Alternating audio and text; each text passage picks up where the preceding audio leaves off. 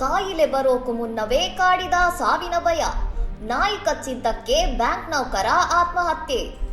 ಮಹಾರಾಷ್ಟ್ರದ ಕಲ್ಯಾಣ್ ನಿವಾಸಿ 30 ವರ್ಷದ ಆಯುಷ್ ಅಮೀನ್ ಎಂಬುವವರು ತಮಗೆ ರೇಬಿಸ್ ಸೋಂಕು ತಗುಲಿದೆ ಎಂಬ ಆತಂಕದಲ್ಲಿ ನೇಣಿಗೆ ಶರಣಾಗಿದ್ದಾರೆ.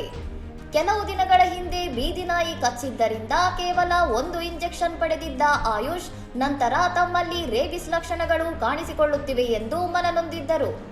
ಮನೆಯಲ್ಲಿ ಯಾರೂ ಇಲ್ಲದ ವೇಳೆ ಆತ್ಮಹತ್ಯೆ ಮಾಡಿಕೊಂಡಿರುವ ಇವರು ಡೆತ್ ನೋಟ್ನಲ್ಲಿ ತಮ್ಮ ದೇಹದಲ್ಲಿ ಆಗುತ್ತಿದ್ದ ಬದಲಾವಣೆಗಳ ಬಗ್ಗೆ ಬರೆದಿಟ್ಟಿದ್ದಾರೆ.